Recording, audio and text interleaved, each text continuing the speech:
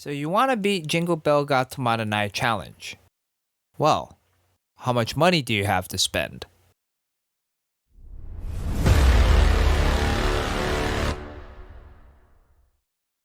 How's it going, everyone? I am the Shazz here to present you with a very special video. Mega Kanan and Suwawa Oshi, global server #1 voltage ranker Nematic's guide on S ranking Jingle Bell ga Tomaranai challenge difficulty. This guide is very in-depth, but also as a warning, it is not for the faint of heart. Hell, before I start rambling, let's get into the guide. Nematic suggests a voltage SP filler duo as your main scoring cards, as there is a need in the appeal chances for both high voltage and SP gauge filling.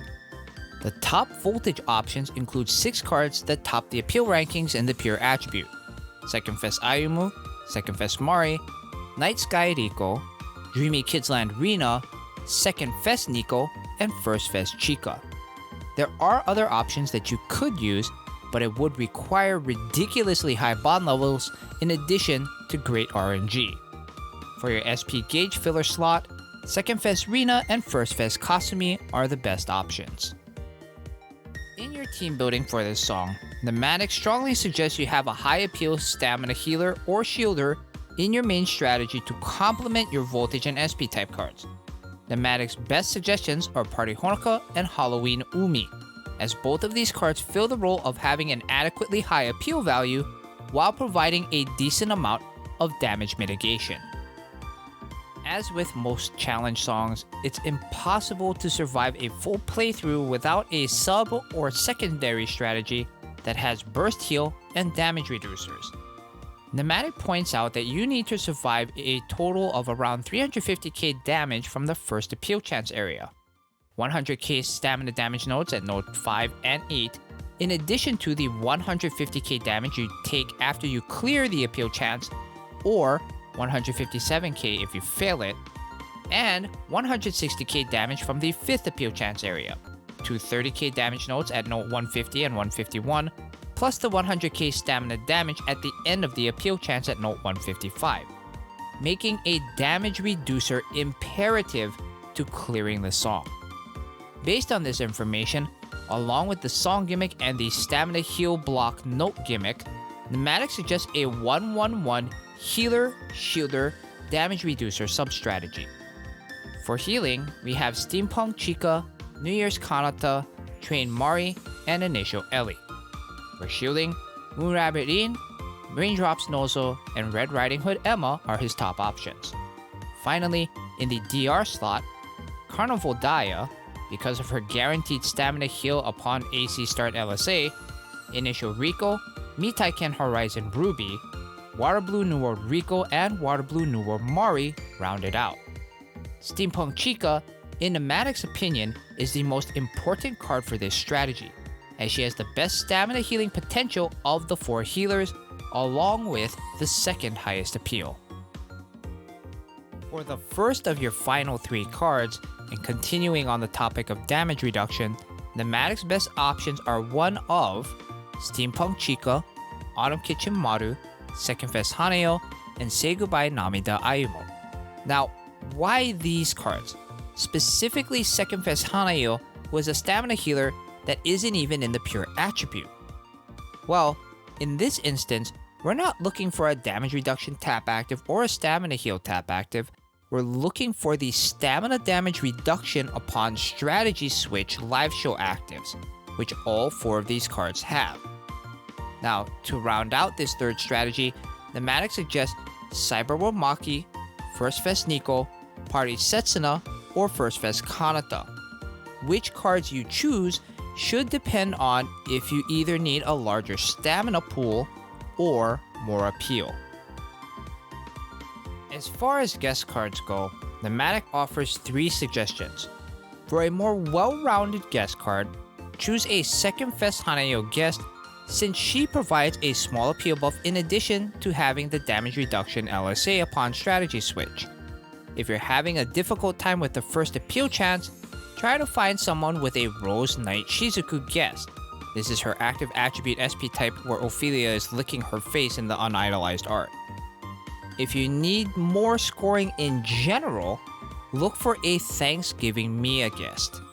This assumes that you're able to clear that first appeal chance, and if Mia's live show active goes off, you'll have a 7.5% appeal boost for the remaining 317 notes of the song. We've covered all of the pieces of this puzzle, so let's show you an example of a team that Nematic himself used to clear the song with an S rank. Notably, let's look at his accessories. He opted for full damage block in both his sub strategy and his backline strategy to combat the burst stamina damage, while going for 2 maxed out bangles and a belt as the accessories on his main strategy. The lack of bracelets in his strategy is very important, as it forces you to time your SP gauge uses very, very thoughtfully. Now, admittedly, all of the team building expertise and max limit break cards can't help you if you aren't able to execute your in-song strategy. And for that, we'll start from the very first section. The first appeal chance requires you to pop a 200k voltage SP gauge to clear, though it only lasts a grand total of 5 notes. The entire area around the appeal chance looks like this. Note 3 gives a 50% SP gauge fill, Note 4 begins the appeal chance, Note 5 brings a 100k damage note, then the appeal chance ends on Note 8 with a second 100k damage note, along with the 150k damage upon AC clear, possibly somewhere in between. As Nematic says, to clear this AC, you either need a lot of luck or an SP gauge fill card at the start of the live as a guest. The damage comes immediately after you clear the AC, so it's recommended to not use the SP gauge as soon as it fills, but to swap to your substrat before the damage note, then use your gauge.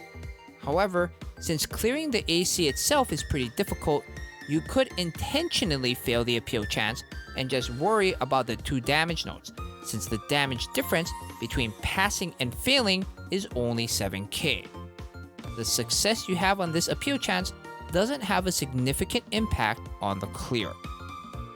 As we can see here, on this playthrough, Nematic went with option B, failing appeal chance 1 and tanking the stamina damage. To elaborate a little further on option A, clearing the AC, the reason why you would want to switch to your sub-strategy before either of the damage notes to use the SP gauge is that those damage reduce upon strategy switch LSAs that your guest Second Fest Hanayo, your own Second Fest Hanayo, Steampunk Chica, Autumn Kitchen Maru, or similar cards have, will block the 150k damage for appeal chance clear in addition to the 100k stamina damage note, effectively giving yourself an extra note's worth of damage mitigation. If you were to use your SP gauge after the damage note, you'd be taking a full 150k damage and thus failing the song. The second appeal chance requirement is what I like to call the Mijuku AC, requiring you to finish the appeal chance with over 80% max stamina and giving guard type cards a 50% increase to their skill activation rate.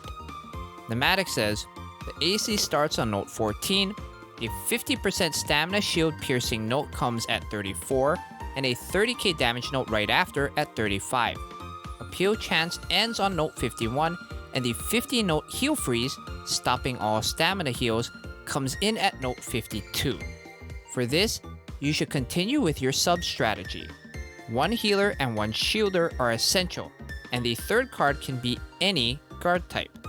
Damage reducing tap active is the best choice for the last spot, but using something else doesn't mean that the AC is impossible to clear.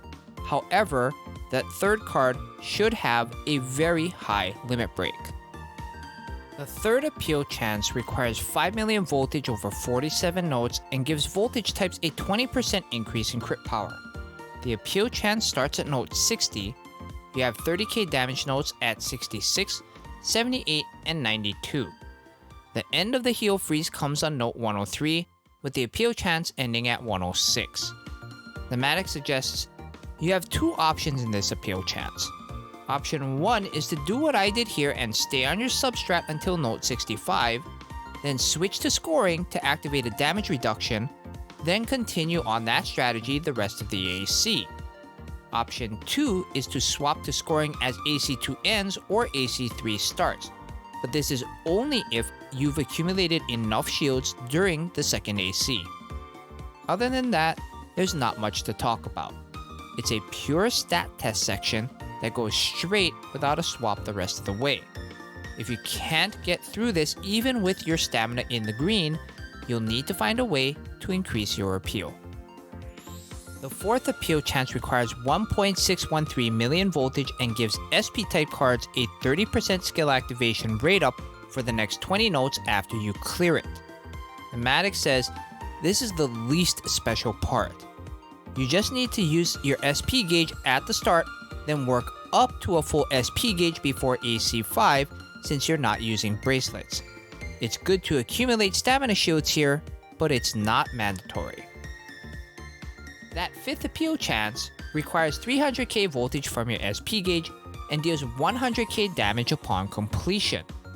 The AC starts on note 149, has 30k damage notes on 150 and 151, and ends on 157. Nematic writes, this AC has a lot of similarities to AC1. Use the same tactic from the first appeal chance, swapping to your substrat, using your SP gauge, then hitting the damage notes, so that you can get more damage block from the switch damage reduction from second Fez Hanayo. Whether you swap after note 149 or 150 is completely up to you. Appeal chance 6 returns to the Mijuku AC, requiring you to finish with over 80% max stamina and giving guard types a 50% skill activation rate up. Nematic explains, the AC starts on 158, shield piercing damage comes at 173, a 30k damage note at 174, the AC ends on note 191, with the 50 note heal freeze occurring at 192. Your objective should be the same as the second appeal chance. Stay on your substrat to clear the AC. Appeal chance 7 requires 3.8 million voltage and again gives voltage types a 20% crit power increase over its 37 note duration. Nematic adds, the AC starts on note 197, you have 3 30k damage notes coming in at 205, 215, and 222, with the AC ending on 233. Remember that you are still under the stamina heal freeze, so you need to hope to accumulate as much shield as possible. You should use your SP gauge closer to the beginning of the AC to allow for an easier pass. If you can clear this AC with green stamina, you're virtually clear. If you're a little closer to yellow though, swap right before note 222 to reduce some damage. Appeal chance 8 requires 3.4 million voltage and gives all pure attribute cards a 50% skill activation rate up over its 28 note length. Nematic points out, the AC starts at 237, heal freeze ends at 241, and AC ends on 264. Press your gauge and hope to crit a lot, as this AC has the highest strain on your cards, needing a very healthy stat line to clear it. The ninth and final appeal chance requires 650k voltage from your SP gauge, and much like that last AC, gives pure cards a 50% skill activation rate up. The AC starts on 274, 30k damage notes at 297, 304, and 313, with the AC ending at 317, Nematic says. If you use your SP gauge as soon as you start, you can use your gauge up to 3 times unless you're very unlucky, as long as you have an SP gauge fill card. At this point, you should be able to stay on your main strategy without worrying about the damage notes, as you should have accumulated a lot of stamina shield by now. And with that, we have gone through how a Nematic S-ranked Jingle Bell got Tomaranai on challenge difficulty.